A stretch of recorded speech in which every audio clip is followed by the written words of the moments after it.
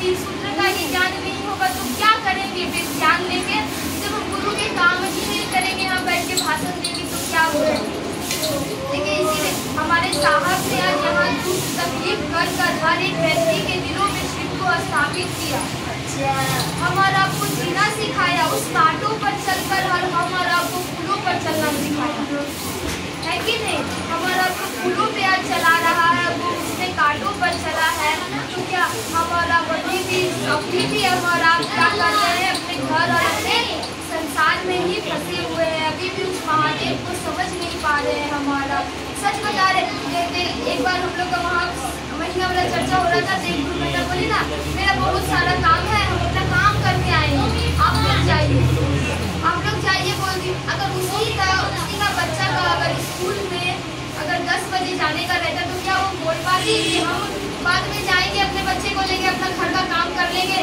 वो बच्चे को भी बोलती है मेरा बच्चा, तो मेरा बोल रही है तो अपने बच्चे का सारा काम कर रही है, उसको टाइम पे पहुँचा रही है, टाइम पे ला रही है, उसके लिए वो लेट नहीं कर रही है। लेकिन जब वो बोल रही है मेरा महादेव, वो कहती है मेरा महादेव, फिर भी कहती है कि लेट से जाएंगे।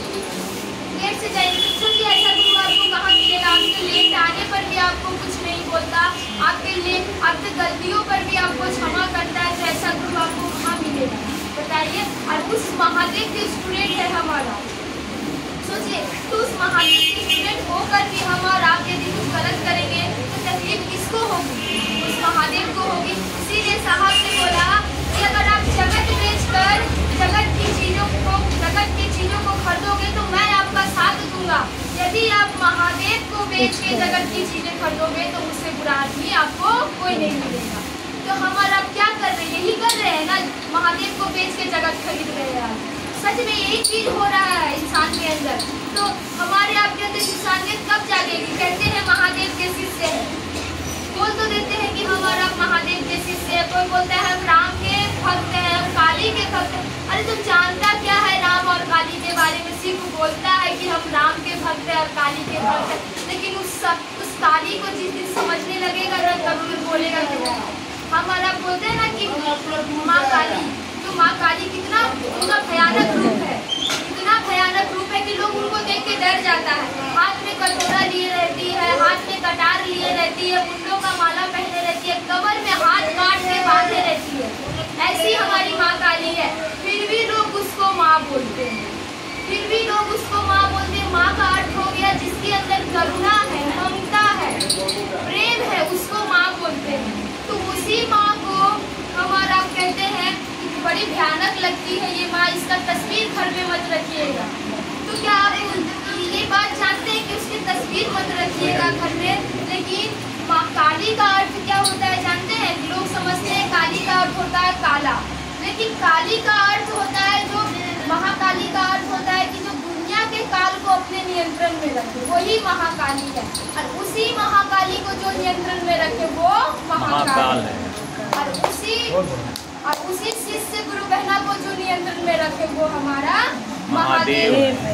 और उसी माँ काली को समझने के लिए साहब ने बोला महादेव को समझना पड़ेगा। उसी महादेव को समझने के लिए साहब ने बोला खुद को समझना पड़ेगा। तो हमारा जब तक खुद को नहीं समझिएगा तो अपने गुरु महादेव को समझ पाइएगा? नहीं समझ पाइएगा, क्योंकि देखिए इस जीवन के सफर में सिर्फ एकमात्र विकल्प हमारे महादेव है। हमारे महादेव के अलावा हमारा कोई नहीं है।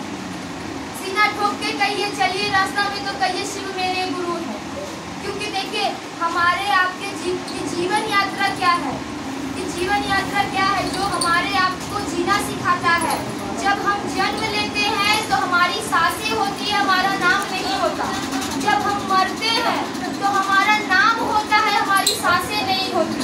इसी नाम और सांसों के बीच की यात्रा को जीवन यात्रा और इसी शिव शिष्य अनुभूति में लिखा हुआ है कि शिव शिष्य अनुभूति में यही चीज साहब ने भी लिखा है कि देखिए जैसे हम और आप भोग को मुक्त नहीं करते, भोग को भोगते नहीं उसमें मुक्त हो जाते हैं, भोग को भोगते नहीं उसमें मुक्त हो जाते हैं। तो उसी तरह हम और आप जीवन यात्रा में जीवन की यात्रा को पार चलने के अलावा हम और आप उसमें मुक्त हो जाते हैं।